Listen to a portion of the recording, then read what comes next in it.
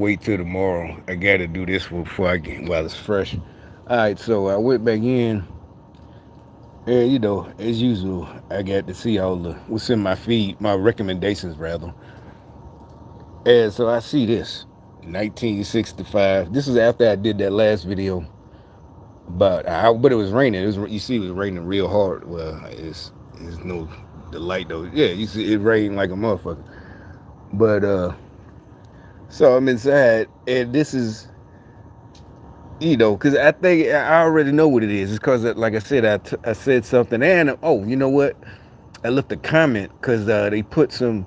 Matter of fact, I think it's in this one because I said something about how we moved back down south, and there were relatives who never left the south. And so my cousins that are my age, they're by the time, I'm like, when we first started visiting, I ain't know nothing about Alabama. All I knew was New York. And I guess at about 8 or something, we go down south. And my cousins that's the same age. I wasn't even that age, probably about 6. They got their own houses, their moms, my mom and them cousins. They got their own houses, big old houses, everything. And this is like 81. So all of them were like, I guess in their 30s or late 30s, or whatever, houses.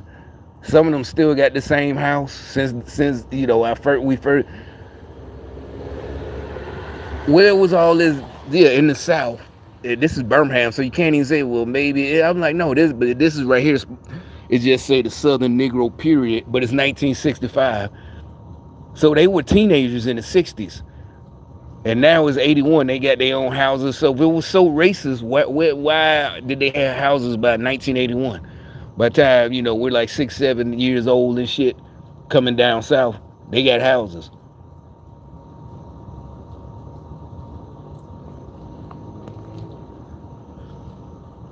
I mean, they still just want to keep lying about this racism thing, especially the South. It was so racist.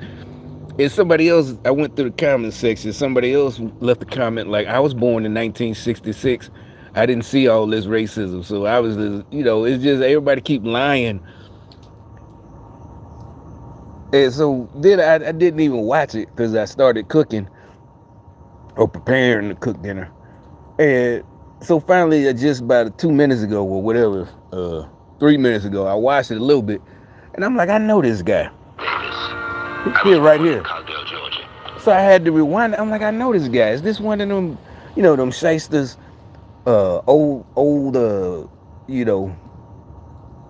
I've marched with Martin Luther King, and by the 80s and 90s and 2000s, they just corrupt ass Democrat, like that guy from Baltimore. He died like 3 years, John Lewis, sickening. And I'm like, I recognize it. And then, so I had to rewind it, and I'll tell you who he is. You'll see.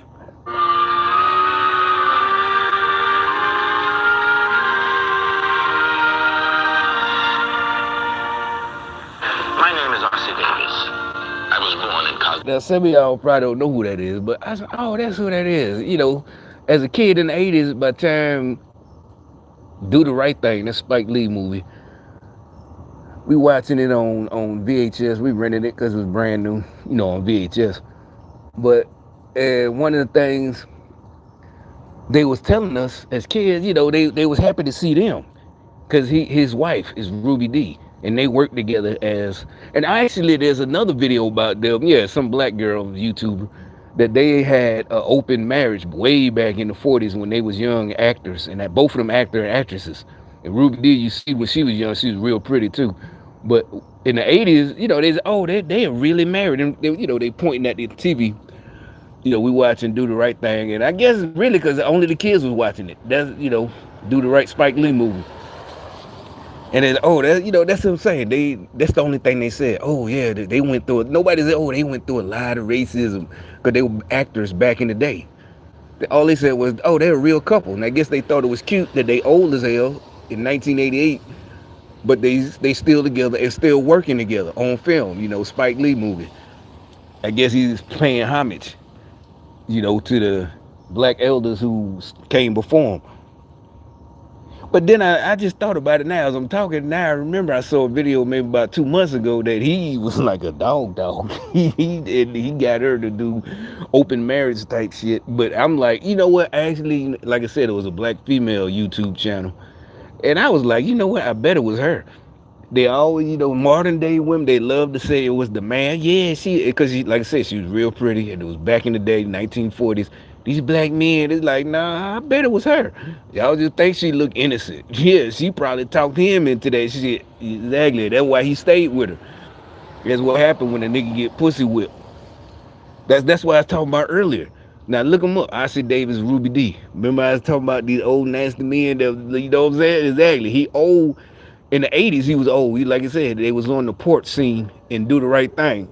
I think they was always on the just watch either Do the Right Thing or look it up, type in Do the Right Thing, Ossie Davis, Ruby D. They were always on the stoop, in Brooklyn. They always on the stoop or looking out the window. They ain't have big parts. They just, I think he always said doctor. Because, Spike Lee was young. And, hey, doctor, you can't be da da da da. Hey, that's what I'm saying. You don't know what these old folks was into when they was young. And this, he ain't young here. It's the 60s. He kind of like 40 or something like that. Georgia. The South. And see, they was already on that shit. So how you made it out the South and you been an actor by 65, you making this documentary. You been an actor, so it couldn't have been that they let you become an actor. And you at this point nobody knows about it for real, but now with thanks to whatever, they was a swinging Hollywood couple. That much racism, but they were swingers. Modern way of life has always been an enigma, a kind of sphinx on the American land, one writer said. White people speak of their way of life. Because it was, matter of fact, I keep talking, it was surprising to me. I forgot about that. Let me look it up and see if I can find that video. I'm going to type, because they tried to make it on him. Because this is modern day shit where they just, that's why I keep telling all these niggas and white men, white niggas, we got to get together. They'll tell you this whole thing. They're trying to use women to so they tried to say it was all him. And at my first thought, it was like, nope.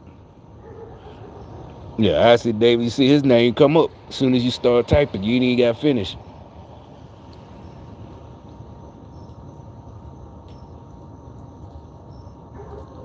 Yeah, Ruby D, open marriage. Yep, exactly. See? Yeah, that's her when she was young. Yeah, that's what it was. They said, exactly. Said, and look at, that's a black and white picture. That was way back in 1940 or so when they first started acting. So if it was so racist, how they up there having an open marriage, swinging, all this and that.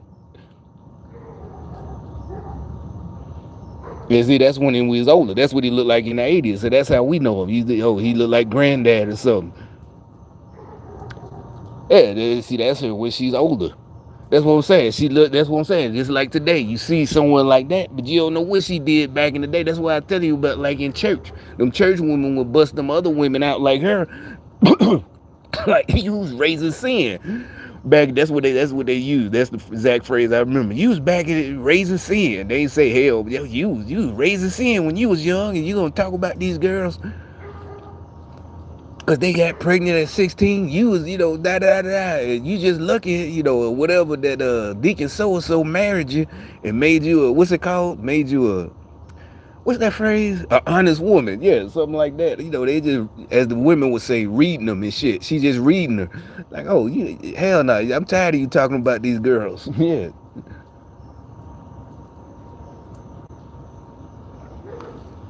Now, I ain't talking about, I don't care about that.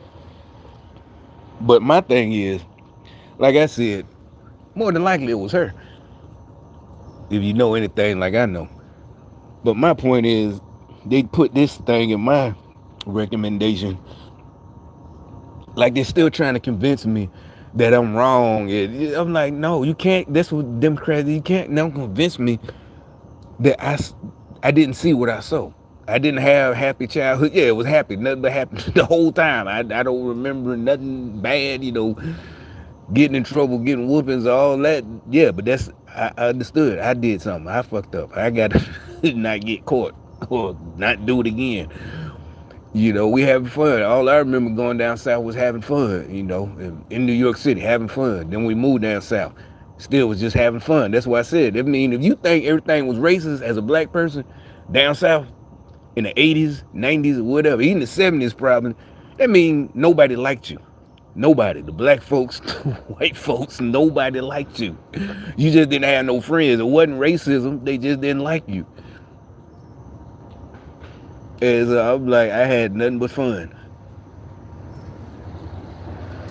It's like, why are y'all so desperate to be slaves? It's so scared of these. It's like they just fight. They try to fight me to the death to stay a victim because I won't let them stay a victim. You definitely not getting no money, so I don't know what it's supposed to be. Not from me. And if you a vet, they still trying to use the vets. It's like if you a vet, like I've been said, only advice I can give you, go to your appointments. And you got to just file for like everybody else, file for your benefits. And if you don't get them, that ain't my fault. Like I said, I never got turned down. So what the hell does that have to do with racism? And I filed for my benefits in Alabama, in Birmingham, but the office, I mean, whatever that section is in Montgomery or something like that, deeper south. They got my ID picture. They knew I was black. They know my race. Is say it on my DD 214, and they got my DOD picture, so they know I'm black. They know how black I am. Look, you barely can see my skin. You know what I'm saying? But come on, man, high school. Damn, nigga, you black as hell. But anyway, uh, and I never got it. So it's like if you got turned down, oh, it's the country. No, it's not the country. You ain't go to your appointments. You need to do what you got to do. Now, if you ain't got no family members that can take you to the appointments, you got to do it. I walk sometimes, took the bus, combination of bus. Sometimes I would walk or catch the bus to the appointment and walk back. And really, it wasn't about money. That's what I'm saying. Back then, I thought they could help me. I didn't know people were really stalking me and harassing me. So I'm thinking they can fix it, And I'm like, these pills y'all give me don't work. I still feel like people are following me. And it's because people are really following you, But as far as the other ones, my physical injuries, yeah, exactly. You got to go follow the doctor's rules. Hey, don't eat this, don't do that, cut this out. Hey, whatever, or stay off your feet for a couple of, da da da da da da da. You got to do what they say. These motherfuckers, y'all don't want to follow the rules and just want some money. You still got to put in work for yourself. You got to have a good work ethic for yourself if you want to get healed. If you want to heal, you still got to have a good work ethic because you got to work at what the doctor told you. But yeah, like I said, they put this in my recommendations, special report.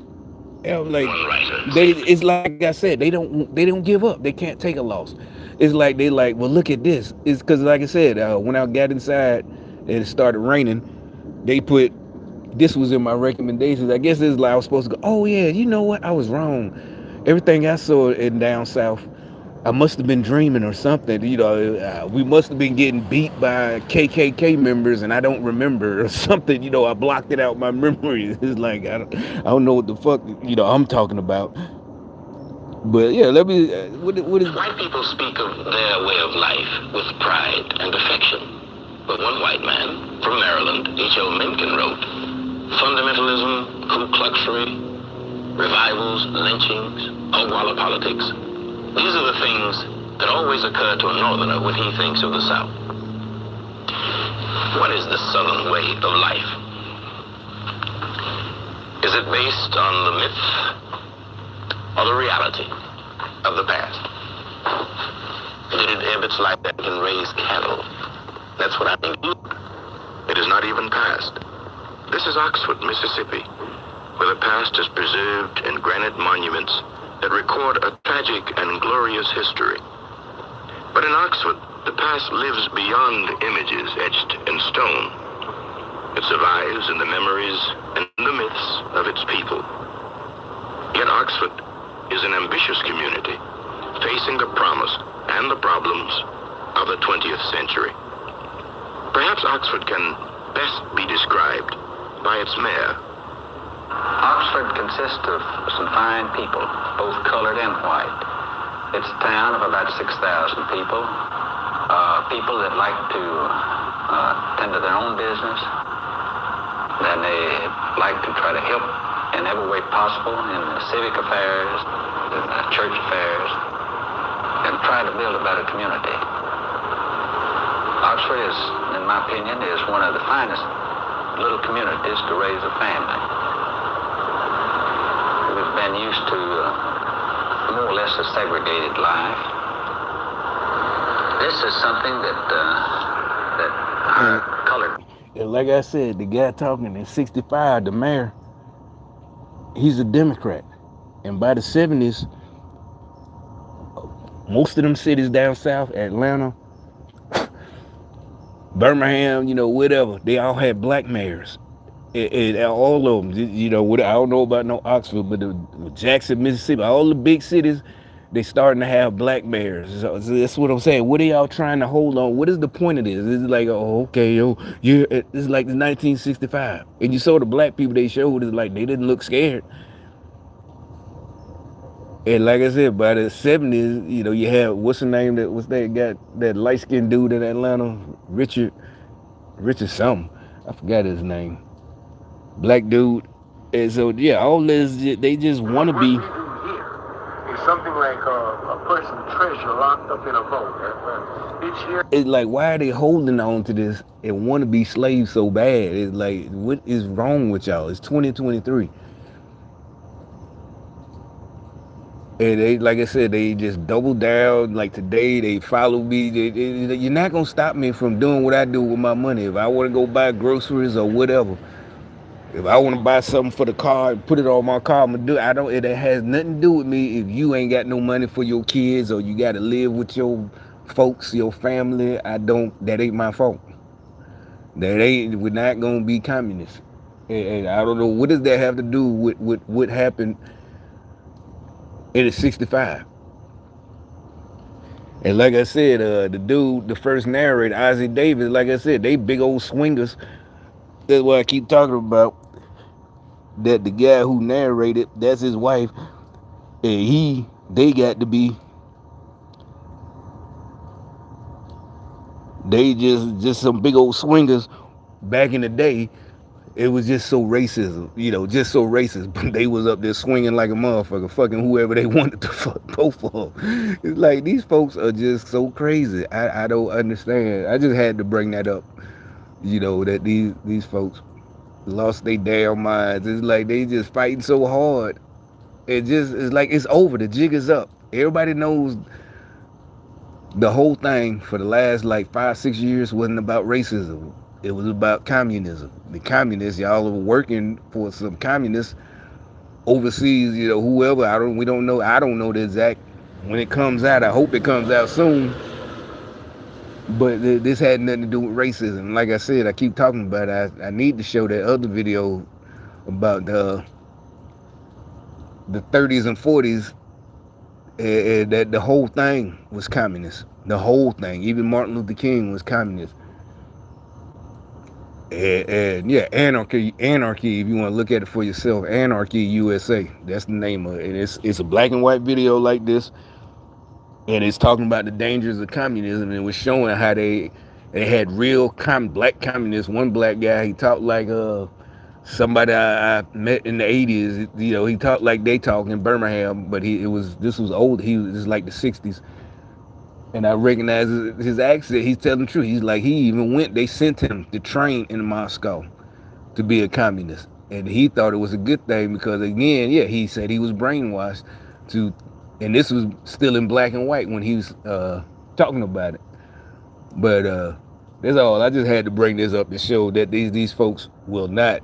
They just fighting, ready to die to stay a slave. They really just, I don't know what, they really upset now. Like they really getting more rambunctious. Like the more my plans start coming together, and it's basically, that's another thing. Communism is all about jealousy. They really don't want, me to just leave them. Like somehow I'm like, y'all don't fuck with me. So what? Why do you care if I leave? If I'm out of your league. I've been out of your league. My intelligence, all that. So what? Y'all had to lie and try to act like we're similar. No, you're not. I just didn't know what y'all were doing. Talking behind my back or whatever, because y'all are strangers. You shouldn't even know me. But anyway, that's all I had to say. All right, I gotta go inside and cook my dinner. It's late.